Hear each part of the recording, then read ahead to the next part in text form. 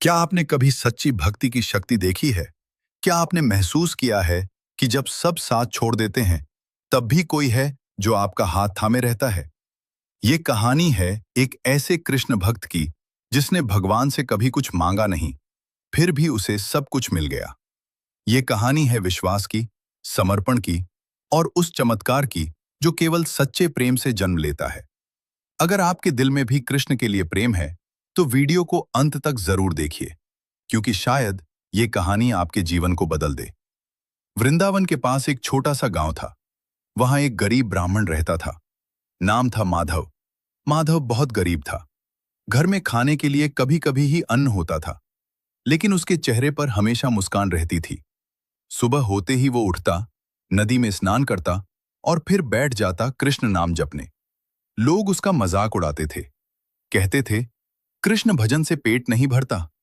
लेकिन माधव मुस्कुराकर कहता, पेट तो अन्न से भरता है, पर जीवन कृष्ण से।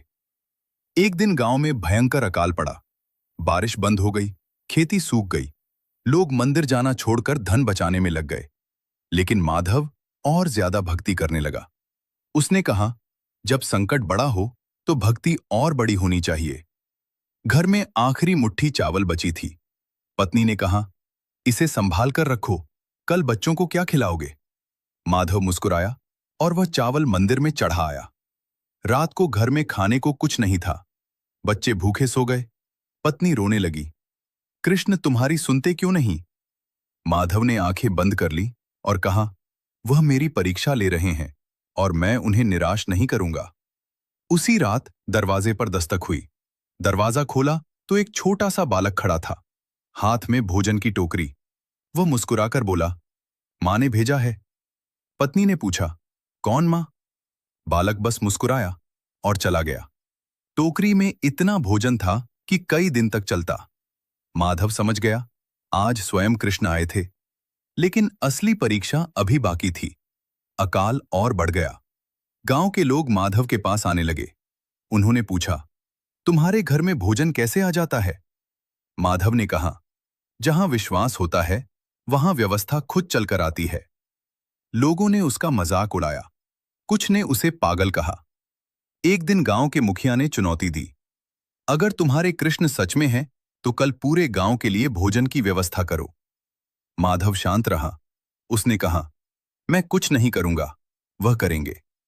अगले दिन पूरा गांव मंदिर के बाहर इकट्ठा था। माधव ने आंखें बंद की और बस नाम जपने लगा, राधे कृष्ण, राधे कृष्ण। अचानक दूर से बैलगाड़ियों की आवाज आई।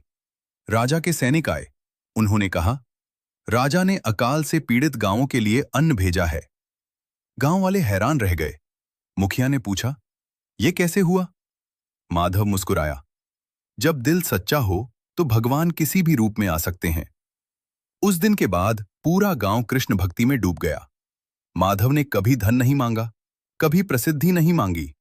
उसने बस प्रेम मांगा और कृष्ण ने उसे अपना बना लिया। अगर आपको भी विश्वास है कि सच्ची भक्ति कभी व्यर्थ नहीं जाती, तो कमेंट में लिखिए, जय श्री कृष्ण। वीडियो को लाइक करें, शेयर करें और हमारे चैनल को सब्सक्राइब करें ऐसी ही दिव्य कहानियों के लिए। राधे राधे।